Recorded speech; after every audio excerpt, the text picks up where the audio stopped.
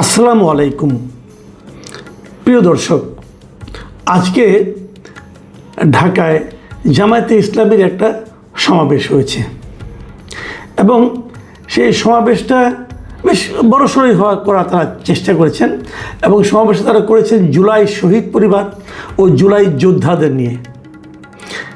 এবং এই সমাবেশে তাদের সঙ্গে ছিলেন তাদের যে ভোটের যে শরিক দল মানে এনসিপির নেতারাও এই সমাবেশে কথা বলেছেন এবং যথারীতি এই সমাবেশ থেকে তারা সরকারি দল বিএনপির প্রতি কিছু হুমকি দিয়েছেন, বিএনপির কিছু সমালোচনা করেছেন এবং এগুলো করেছেন। তারা সেখানে কি কথা বলেছেন এগুলো আমি একটু বিশ্লেষণ করতে চাই। আমি চাই এই কারণে যে একটা সরকার মাত্র 2 মাস হলো, 2 মাসেই সেই সরকারকে ফেলে দেওয়ার ক্ষমতা থেকে ফেলে দেওয়ার হুঙ্কারও কিন্তু আমরা জামায়াতের নেতাদের মুখে শুনেছি। তো যদি সরকার তাদের হুঙ্কারে ধন কেঁপে টেপে পড়ে গেল তাহলে কী হবে? আবার নির্বাচন হবে না কি? মানে ঘটনাটা কী দাঁড়াবে? মানে একটা সরকারকে আমরা দায়িত্ব দিয়েছি, ভোট দিয়ে বসিয়েছি, সেই সরকার আপনি সমালোচনা করেন, হতে পারে তার যে কোনো কাজেরই আপনি সমালোচনা করতে পারেন। আমরাও সমালোচনা করি, আমরা সরকারি দলের সমালোচনা করি, বিরোধী দলের সমালোচনা করি, সকল যেটা আমার কাছে ভুল লাগে সেটা নিয়েই সমালোচনা করি। ওরকম আপনারাও করবেন। জনগণ সেগুলো শুনবে, বুঝবে, নিজেরা মিলিয়ে নেবে, তারপরে তো সরকার চলবে, কোনো সমস্যা তো নাই। কিন্তু ফেলে দিতে হবে কেন? তারপর যে সমস্ত কথাবার্তা বলা হচ্ছে এই কথাগুলি নিয়েও আমি একটু আলোচনা করতে চাই। যে জিনিসটা বলেছে জামায়াতের আমির, তিনি বলেছেন যে বিএনপি প্রতিটি বিষয়ে পালিয়ে যাওয়া ফ্যাসিবাদের রাস্তা ধরে হাঁটা শুরু করেছে। প্রতিটি বিষয়ে কিন্তু আমার এই প্রতিটি বিষয় নিয়ে আমার আপত্তি। আপনি বলতে পারতেন যে বিএনপি কোনো বিষয়ে কোনোভাবে তাদের আচার আচরণ দেখে যেন মনে হচ্ছে, এরকম বলতে পারতেন। কিন্তু আপনি যখন বলবেন প্রতিটি বিষয়ে, তখন কিন্তু প্রশ্ন উঠবে যে বিএনপি যা কিছু করছে, এই সরকার যা কিছু করছে, সবই কি আওয়ামী ফ্যাসিবাদী মানে আওয়ামী পালিয়ে যাওয়া ফ্যাসিবাদী সরকারের মতো হচ্ছে? এইভাবে এত অতি সরলীকৃত বক্তব্য একজন জাতীয় নেতার মুখে কিন্তু আসলে মানায় না। এবং উনি কী বলেছেন? উনি বিএনপির উদ্দেশ্যে বলেছেন, হাজার চেষ্টা করেন ওই আওয়ামী লীগ হতে পারবেন না, দুর্বল আওয়ামী লীগ হতে পারবেন। তো আওয়ামী লীগ হতে পারবেন না বলতে উনি কি আওয়ামী লীগের চরম যে স্বৈরতান্ত্রিক যে আচরণ ওটার কথা বলছেন? তার মানে তারা দুর্বল আওয়ামী লীগ, তো দুর্বল আওয়ামী লীগ হলে মন্দ কি? স্বৈরের যেটা আচরণ কিছু কম হবে। কিন্তু এ ধরনের কথা যখন বলেন তখন কিন্তু একটু প্রশ্ন জাগে। যেমন উনি বলেছেন যে জুলাই গণ-অভ্যুত্থান না হলে, মানুষ জীবন না দিলে বিএনপি আজকে ক্ষমতার তাপ উপভোগ করতে পারত না। এই কথাটা তার উনি বিএনপিকে জুলাই বিপ্লবের সুবিধাভোগী বলেন। দেখেন, আপনার এই কথা কিন্তু ঠিক, আমি অস্বীকার করি না। কারণ জুলাই অভ্যুত্থান না হলে, মানুষ জীবন না দিলে তো আওয়ামী লীগ সরকারের পতন হতো না। আওয়ামী লীগ সরকারের পতন না হলে বিএনপি ক্ষমতায় আসতে পারতো না, ইহা সত্য, কোনো সন্দেহ নাই। তাহলে বিএনপি কী হতো? বিএনপি দৌড়ের উপর থাকতো, বিরোধী দল হিসেবে থাকতো, দৌড়ের উপর থাকতো। কিন্তু জনাব শফিকুর রহমান, আপনি একটা ভেবেছেন আপনাদের কি হতো? আপনাদের কি হতো? জুলাই অভ্যুত্থান না হলে তো আপনারা একটা নিষিদ্ধ রাজনৈতিক দল হইতেন। আপনি বলছেন জুলাই আন্দোলনের সুবিধাভোগী হলো বিএনপি। জুলাই আন্দোলনে বিএনপি যতটুকু সুবিধা পেয়েছে তার চেয়ে অনেক বেশি সুবিধা পেয়েছেন আপনারা। আপনি এখন জাতীয় সংসদের বিরোধী দলীয় নেতা। যদি জুলাই আন্দোলন না হলে আপনি কোথায় থাকতেন? আপনি নিষিদ্ধ দলের নিষিদ্ধ আমির হতেন। তাহলে কী হতো? কাজেই জুলাই আন্দোলনের সুবিধাভোগী আমরা সবাই, এই জাতির সবাই আমরা জুলাই আন্দোলনের সুবিধাভোগী। কিন্তু জুলাই আন্দোলনের সেই সুবিধাটাকে কে কীভাবে ব্যবহার করছে, দ্যাট ইজ দ্য পয়েন্ট। আপনারা কীভাবে ব্যবহার করছেন, এনসিপি কীভাবে ব্যবহার করছে, এগুলো হলো আলোচনার বিষয়। এবং বিএনপি কীভাবে ব্যবহার করছে এটাও আলোচনার বিষয়। এবং এই আলোচনাগুলি কিন্তু মানুষ করছে। আপনার টেনশন নেওয়ার কোনো কারণ নাই রে ভাই। সাধারণ মানুষ অলরেডি আলোচনা শুরু করেছে। কারা এই দায়িত্ব নেওয়ার পর, ক্ষমতায় আসার পর কারা কি কথা বলছেন, কারা কি আচরণ করছেন, কারা কীভাবে অন্য দলকে মূল্যায়ন করছেন, এই সবই কিন্তু আলোচনার বিষয় হিসেবে মানুষের মনে দেখা দিয়েছে। কাজেই এটাকে একেবারে যে আপনি মানে মানে আপনার ওরাই সব সুবিধা নিয়েছে, আপনারা কিছুই নেননি, কিছুই পাননি, এভাবে মনে করার কোনো কারণ নাই। তবে আমার কাছে ইন্টারেস্টিং মনে হয়েছে নাহিদ ইসলামের বক্তব্য। ওই একই অনুষ্ঠানে নাহিদ ইসলাম বক্তব্য দিয়েছেন এবং নাহিদ ইসলাম কি বলেছেন, নাহিদ ইসলামের যে কথাগুলি বলেছেন সেগুলোর মধ্যে আমি কয়েকটা পয়েন্ট আমি আপনাদেরকে দিতে চাই। যেমন ওনারা কি বলেছেন, ওনাদের দাবি হলো গিয়ে যে বলেছেন যে গণভোটের গণরায় বাস্তবায়ন করে জুলাই গণ অভ্যুত্থানকে প্রকৃত সম্মান দিতে হবে, জুলাই শহীদ পরিবারকে প্রকৃত সম্মান দিতে হবে, আহত যোদ্ধাদের প্রকৃত সম্মান দিতে হবে এবং এই জন্যই তারা রাজপথেও আছে, সংসদেও আছে। খুব ভালো, আমার কাছে ভালো লাগছে। কিন্তু জুলাই পরিবারকে প্রকৃত সম্মান, আহত যোদ্ধাদের প্রকৃত সম্মান, আপনি যখন ক্ষমতায় ছিলেন, যেন অন্তর্বর্তীকালীন সরকার ছিল, যে সরকারের সব কিছুকে আপনারা সাপোর্ট দিচ্ছেন, সেই সরকার কতটুকু করেছে অথবা কতটুকু করার চেষ্টা করেছে? ছিলেন তো আপনি দায়িত্ব, আপনি উপদেষ্টা ছিলেন না? ছিলেন। আপনার সহকর্মী সজীব ভুঁইয়া প্রায় শেষ দিন পর্যন্তই ছিলেন বলা যায়, তফসিল ঘোষণার পরে উনি পদত্যাগ করেছেন। ছিলেন তো। আপনি কি করেছেন জুলাই যোদ্ধাদের জন্য, জুলাই আহতদের জন্য? কি করেছেন আপনারা? আপনাদের বিরুদ্ধে তো ওরাই মিছিল করেছে। তো এখন হঠাৎ করে তাদের জন্য আপনাদের প্রাণ কেঁদে উঠছে।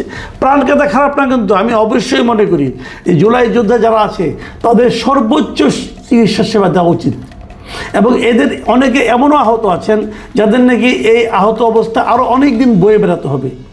ততদিন পর্যন্ত তারা যতদিন বেঁচে থাকবেন ততদিন পর্যন্ত তাদের সর্বোচ্চ চিকিৎসা সেবা নিশ্চিত করা উচিত।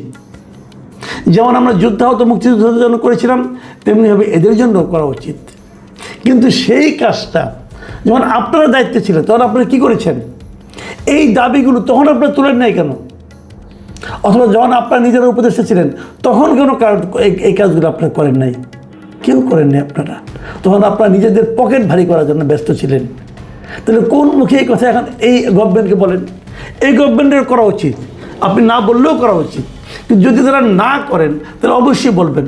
নাহিদ ইসলাম আরেকটা গুরুত্বপূর্ণ কথা বলছেন। তিনি বলেছেন যে গুরুত্বপূর্ণ আমার কাছে লেগেছে, কানে বেজেছে কথাটা।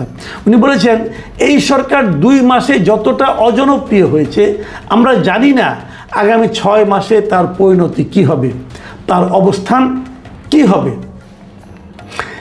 আবার আরেকটা বলেছেন যে বাংলাদেশের ইতিহাসে মাত্র 2 মাসের মধ্যে কোনো সরকার এতটা অজনপ্রিয় হয়েছিল কিনা সেই প্রশ্নটাও নাহিদ ইসলাম করেছেন। এই সরকার অজনপ্রিয় কোন বিবেচনায়? অবশ্যই মানুষের চাহিদার কখনো শেষ নাই। মানুষের চাহিদা সাধারণত মেটানো কঠিন। সব চাহিদা, বিভিন্ন শ্রেণীর মানুষ থাকে, তাদের বিভিন্ন ধরনের চাহিদা থাকে। আপনি সব চাহিদা কখনোই মেটাতে পারবেন না। আমাদের মতো তৃতীয় বিশ্বের, আমাদের মতো দরিদ্র দেশের যে কোনো সরকার হোক তাকে অজনপ্রিয় হতেই হবে। সে অনেক কিছু মেটাতে পারবে না। কিন্তু আমার দেখার ব্যাপার হলো তারা কতটুকু মেটাতে পারছে, কতটুকু পারছে না, অথবা কতটুকু পারার চেষ্টা করছে। কারণ 2 মাসের মধ্যে সব সমস্যা তো মিটবে না। তারা তো এসেছে 5 বছরের জন্য, 60 মাসের জন্য। তো মাত্র 2 মাস গেল, তো 58 মাস আছে রে ভাই। এখনই অজনপ্রিয়তার মাপকাঠি মাপাটা এত সহজ না। 2 মাসের মধ্যে তারা অজনপ্রিয় হয়েছে, কোনো সন্দেহ নাই। আপনি বলেন যে ইতিহাসে কোনো ছিল না, আর ভাই অন্তর্বর্তীকালীন সরকারও তো 10 দিনের মধ্যে অজনপ্রিয় হয়ে যাচ্ছিল। যখন তারা এই সমস্ত অথর্ব লোকগুলিকে এনে উপদেষ্টা বানিয়েছে, কিছু বুড়া আর কিছু ছোড়া, আপনাদের মতো কিছু লোকজন, ইয়াং নবিশ লোকজনকে নিয়ে যখন উপদেষ্টা বানিয়েছে, তখনই তো লোকজন বলছে যে এই গভর্নমেন্ট গন কেস। আমি নিজে প্রথম দিনই বলেছি যে কতগুলি অথর্ব লোককে আনছেন আপনারা, এগুলো তো নড়তে চড়তেই পারে না, এটা কখন কাজ করবে। আর কতগুলি ইয়াং পোলা বানাচ্ছেন, এদের তো কোনো অভিজ্ঞতাই নেই। এবং তাই হয়েছে। আপনারা ইতিহাসের খাতায় নাম লিখিয়েছেন। আমি বলবো যে বাংলাদেশের ইতিহাসে এত কম বয়সে এত দুর্নীতি মনে হয় আর কেউ করে না, জানে কি আপনাদের সহকর্মীরা করেছে। তো অজনপ্রিয়তা আপনারা তখনই হয়ে গেছেন। কাকে খোঁজ দিচ্ছেন আপনারা? দেখুন, আমি এখন একটা কথা বলি, যেটা বলে আমি আলোচনাটা শেষ করতে চাই। সেটা হলো গণভোটের গণরায় বাস্তবায়নের কথা বলেছেন। গণভোট জিনিসটা আমি মনে করি ইউনূস সরকার এই জাতির উপর চাপিয়ে দিয়েছিল। ডক্টর আলী রিয়াজের প্ররোচনায় ডক্টর ইউনূস এই দেশে এই জাতির উপর গণভোট চাপিয়ে দিয়েছিল, যেটা ছিল সম্পূর্ণভাবে একটা বেআইনি এবং অবৈধ কাজ। কথা পরিষ্কার। গণভোটকে কোনোভাবে আপনি জাস্টিফাই করতে পারবেন না, কোনোভাবে না। গণভোটের রায় মানতে গেলে পরবর্তী সময়ে এটা নিয়ে সংসদে এবং উচ্চ আদালতে প্রশ্ন উঠতে পারত। মনে রাখবেন, সংবিধান আপনি সবসময় হয়তো মানবেন না, মানেন না, এগুলি বলে আপনি বলবেন যে বিপ্লব মানে সংবিধান মানলে অভ্যুত্থান হতো না, গণ আন্দোলন করা যেত না, এগুলি সবই ঠিক আছে। কিন্তু আপনি যদি এমন একটা প্রক্রিয়ায় সংবিধানকে চেঞ্জ করেন, সুপ্রিম কোর্ট হচ্ছে সংবিধানের গার্ডিয়ান, সুপ্রিম কোর্টে যদি কেউ প্রশ্ন করে সংবিধানকে কি এভাবে চেঞ্জ করা যায়, যদি সুপ্রিম কোর্ট বলে করা যায় না, আজ হোক কাল হোক 10 বছর পরে হোক, এই প্রসঙ্গটা কিন্তু সুপ্রিম কোর্টে উঠতে পারে। তো সুপ্রিম কোর্ট কী বলবে যে এই প্রক্রিয়া গণভোট আবার কি? গণভোট তো আমাদের সংবিধানে নাই, এবং গণভোটের ব্যাপারে এটা অধ্যাদেশে জারি করা যায় না। রাষ্ট্রপতি যে গণভোটের অধ্যাদেশ জারি করেছে এটাও তো রাষ্ট্রপতির এখতিয়ার বহির্ভূত, সেটা পারে না করতে। সংবিধানের 93 অনুচ্ছেদের কথা বলেন, তারপরে ওখানে পড়ে দেখেন, সেটা পারে না। তো সেক্ষেত্রে একটা অবৈধ পদ্ধতি, অবৈধ একটা সিস্টেমের মাধ্যমে, সিস্টেমকে পুঁজি করে আপনি একটা গণভোটের রায় নিয়েছেন, নিয়ে বলছেন যে হয়ে গেছে, এখন এটা এইভাবে করতে হবে। ভাই এত সহজ তো না। আমি আরেকটা কথা বলে শেষ করি, একটা কথা মাথায় রাখবেন, 3টা জিনিস ভাই। 1 নম্বর হলো যে গণ অভ্যুত্থান যেটা হয়েছিল, যে গণ আন্দোলনের কারণে হাসিনা সরকারের পতন হয়েছিল, সেই গণ আন্দোলন এবং ইউনূস সরকারের সংস্কার কর্মকাণ্ড আলী রিয়াজের নেতৃত্বে, এবং সবশেষ জুলাই সনদ, এই 3টা জিনিসকে সমার্থক মনে করার কোনো কারণ নাই। 3 জিনিস। যখন জুলাই আন্দোলন হয় তখন কিন্তু সংস্কার নিয়ে কোনো আলোচনা একবারের জন্য কেউ হয় নাই। সংস্কারের প্রসঙ্গটা আসছে হাসিনা সরকারের পতনের পর। তার সঙ্গে এই কয়েকজন নেতৃবৃন্দের সম্পর্ক আছে, এবং এই সংস্কার কর্মকাণ্ড যারা পরিচালনা করেছে তাদের সঙ্গে আবার জুলাই গণ অভ্যুত্থানের কোনো সম্পর্ক ছিল না। এমনকি ডক্টর ইউনূস তো ছিলই না। ডক্টর আলী রিয়াজকে এই আন্দোলনে ছিল, ডক্টর ইউনূস ছিল, ডক্টর ইউনূসের বিখ্যাত উপদেষ্টা নূরজাহান বেগম ছিল, আলী ইমাম মজুমদারের কোনো ভূমিকা ছিল? কারো কোনো ভূমিকা ছিল না। এরা হলো সুবিধাভোগী। এই যে রিজওয়ান হাসান, তার কোনো ভূমিকা ছিল? এরা হলো সুবিধাভোগী। এই সুবিধাভোগী লোকগুলি এসে নিয়ে পরে এটাকে একটা ক্যাচাল বাঁধিয়ে জিনিসটাকে, তাদের শাসনটাকে দীর্ঘায়িত করার চেষ্টা করেছে, আর কিচ্ছু না। আমি তবুও বিএনপিকে সাধুবাদ জানাবো। বিএনপি বলেছে তারা জুলাই সনদকে অক্ষরে অক্ষরে বাস্তবায়ন করবে। এখন জুলাই সনদ বলতে তারা যেটা বুঝে, হয়তো সেই জিনিসটা জুলাই সনদ বলতে এনসিপি বুঝে না, জামাত বুঝে না। তো আমরা দেখি